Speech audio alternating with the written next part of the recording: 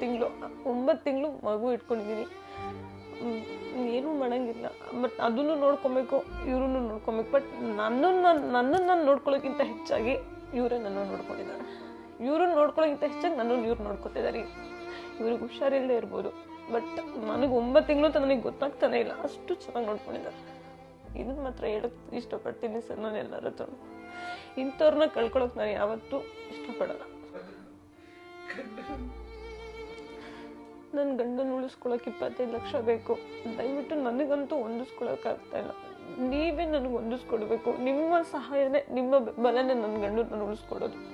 ದಯವಿಟ್ಟು ನನಗೆ ಸಹಾಯ ಮಾಡಿ, ನನ್ನ ಗಂಡನ ಉಳಿಸ್ಕೊಡಿ. ನನಗೆ ಇಷ್ಟ ಇಲ್ಲ, ಇವ್ರನ್ನ ಕಳ್ಕೊಳಕ್ಕೆ ಇಷ್ಟ ಇಲ್ಲ. ದಯವಿಟ್ಟು ಉಳಿಸ್ಕೊಡಿ ಅಷ್ಟೇ. ಈ ಮಾಂಗಲ್ಯನೂ ಸಹಿತ ನೀವು ಮಾಂಗಲ್ಯನ ನನಗೆ ಉಳಿಸ್ಕೊಡಿ. ಅಂದರೆ ಮಾಂಗಲ್ಯ ಅಂದರೆ ನನ್ನ ಗಂಡನೇ, ಅವ್ರನ್ನ ಉಳಿಸ್ಕೊಡಿ ಅಷ್ಟೇ. ದಯವಿಟ್ಟು ಉಳಿಸ್ಕೊಡಿ.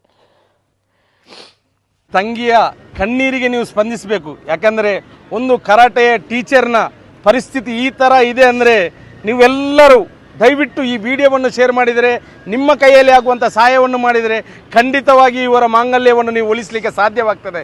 ಯಾರೆಲ್ಲ ವಿಡಿಯೋವನ್ನು ನೋಡ್ತೀರಾ, ಈ ತಂಗಿಯ ಕಣ್ಣೀರಿಗೆ ನೀವು ಸ್ಪಂದಿಸಬೇಕು. ಆದಷ್ಟು ಜನರಿಗೆ ನೀವು ವಿಡಿಯೋವನ್ನು ಶೇರ್ ಮಾಡಿ ಪ್ಲೀಸ್. ನಾನು ಇಷ್ಟೇ ನಿಮ್ಮ ಹತ್ರ ಕೇಳ್ತಾ ಇರೋದು. ನಂದೀಶನ್ನು ಜೀವ ಉಳಿಸಲು 25,000 ಜನರಿಗೆ ರೀಚ್ ಮಾಡಿದರೆ ಖಂಡಿತವಾಗಿಯೂ ಈ ವಿಡಿಯೋವನ್ನು ತಲುಪಿಸಬಹುದು. ಆದಷ್ಟು ಜನರಿಗೆ ಮುಟ್ಟಿಸಿದರೆ ಈ ನಂದೀಶನ ಜೀವ ಉಳಿಸಲಿಕ್ಕೆ. ಪ್ರತಿಯೊಬ್ಬರು ನೀವು ಏನಿಲ್ಲ, ಒಂದು ದಿನ ನೀವು ಹೊರಗಡೆ ಹೋಗ್ತೀನಿ ಅಂತಂದ್ರೆ 1,000 ರೂಪಾಯಿ ಖರ್ಚು ಮಾಡ್ತೀರಾ. ಆ ಒಂದು ದಿನನ ಒಬ್ಬ ಪುಣ್ಯಾತ್ಮನಿಗೋಸ್ಕರ ಒಂದು ದುಡ್ಡನ್ನ ಇವರಿಗೆ ದಾನ ಮಾಡಿ ಅಂತೇಳಿ ಕೇಳ್ಕೊಳ್ತೀನಿ. ಏನಾದರೂ ನೀವು ಪುಣ್ಯ ಕಾರ್ಯಗಳು ಮಾಡಿದ್ದೀರಾ ಅಂತಂದಾದ್ರೆ ಇವರಿಗೊಬ್ಬರಿಗೆ ದಾನ ಮಾಡಿದರೆ ಅದಕ್ಕಿಂತ ಪುಣ್ಯ ಇನ್ನೇನು ಇಲ್ಲ ಅಂತ ತಿಳ್ಕೊಳ್ತೀನಿ. ಅತರಿಗಳ ನಮಸ್ಕಾರ. ಇನ್ನೇ ಯಾನ ಪಂಪಿನ ವಿಷಯ ಒಂಜಿ ಪೊಣ್ಣು ಹೆಣ್ಮ ತಿಂಗಳದ ಬಂಜಿನಾಲ್ನ ಕತೆ. ನನ್ನ ಹೆಸರು ಗಣೇಶ್ ಅಂತ. ನಾನು ಬೇಲೂರು ತಾಲೂಕಿನ ಪತ್ರಕರ್ತರ ಸಂಘದ ಖಜಾಂಚಿಯಾಗಿ ಹಾಗೂ ಪತ್ರಕರ್ತನಾಗಿ ಸುಮಾರು 15 ವರ್ಷಗಳಿಂದ ಕೆಲಸ ಮಾಡ್ತಿದ್ದೀನಿ. ಈ ನಂದೀಶ್ ನನಗೆ ಪರಿಚಯ ಆದಂಥ ಸಂದರ್ಭದಲ್ಲಿ ಸುಮಾರು 12 ವರ್ಷಗಳ ಹಿಂದೆ ನನಗೆ ಸ್ನೇಹಿತನಾಗಿ ಪರಿಚಯ ಆದ. ಮಾಡಿ ಅವನಿಗೆ ಹೆಲ್ಪ್ ಮಾಡಬೇಕು. ಯಾಕೆಂದರೆ ಆ ಕುಟುಂಬ ನಿಜಕ್ಕೂ ಸಹ ಉತ್ತಮವಾದಂಥ ಒಂದು ಕುಟುಂಬ. ಈ ನಿಮ್ಮ ಮುಂದೆಡೆ ಕೂತಿರುವಂಥ ಮಕ್ಕಳೇ ಸಾಕ್ಷಿ. ರಾಜ್ಯ, ಜಿಲ್ಲಾ, ಅಂತಾರಾಜ್ಯ ಮಟ್ಟದಲ್ಲಿ ಇವತ್ತು ಪ್ರತಿನಿಧಿಸ್ತಾ ಇರುವಂಥ ಮಕ್ಕಳನ್ನ ತಯಾರು ಮಾಡುವಂತಹ ಶ್ರೇಯಸ್ಸು ಆ ನಂದೀಶಿಗೆ ಸೇರುತ್ತೆ. ಅವನು ಸಹ ಬ್ಲಾಕ್ ಬೆಲ್ಟ್ ಕರಾಟೆ ಪಟು. ಅಂತಹ ಒಂದು ಗುರುಗಳನ್ನ ಉಳಿಸ್ಕೊಳ್ಳೋದು ನಮ್ಮೆಲ್ಲರ ಕರ್ತವ್ಯ. ತಾವುಗಳೆಲ್ಲರೂ ಸಹಾಯ ಮಾಡಬೇಕು ಅಂತೇಳಿ ತಮ್ಮ. जैसा कि तुमको हम सबको मालूम है कि उनको नंदीश सर को ऐसे तबीयत ठीक नहीं है. उनका बहुत ज़्यादा पैसे की ज़रूरत है. 25 लाख का ज़रूरत है. अब उनको कैसे भी कर को हेल्प करना हम ना. मेरा भाई यहाँ पे स्टूडेंट हो को नेशनल लेवल, स्टेट लेवल में से भी जाको ये सभी ट्रॉफी सभी ले को आको है. उसे पूरे जगह सेलेक्ट्स भी होको है, सब होको है. सो ये मैडम और वो सर के वजह से बहुत ज़्यादा हेल्प करती.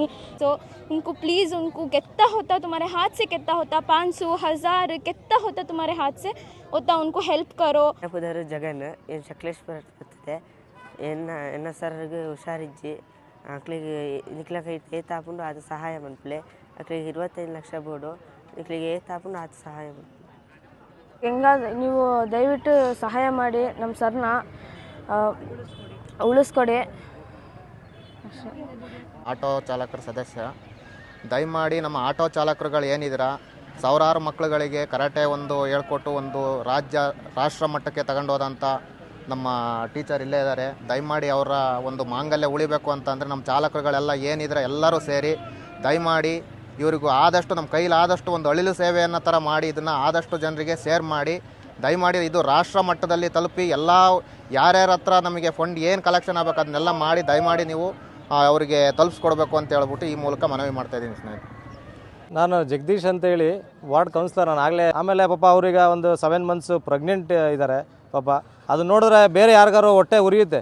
ಪಾಪ ಗಂಡ ಆದವನು ಅವ್ರಿಗೂ ಚಿಕಿತ್ಸೆ ಮಾಡ್ಕೋಬೇಕು ಅನ್ನೋದು ಹಾಸ್ಪಿಟಲ್ ಮಲಗಿದ್ದಾರೆ. ಇವರು ಈ ಥರ ಪ್ರೆಗ್ನೆಂಟ್ ಆಗಿದ್ದಾರೆ. ಪಾಪ ದೇವರು ಒಂದೇ ಸತಿ ಕಷ್ಟ ಕೊಟ್ಬಿಡಿ. ದೇವರು ಈ ಕಷ್ಟನ ನಿವಾರಿಸಿ ಚೆನ್ನಕೇಶವನ ಸನ್ನಿಧಿಗೆ ಬಂದಿದ್ದೀವಿ ನಾವು. ಇದನ್ನೆಲ್ಲ ನಿವಾರಣೆ ಮಾಡ್ತಾನೆ ಅನ್ನೋದು ನನ್ನ ಒಂದು ಅಚಲವಾದ ಒಂದು ನಂಬಿಕೆ.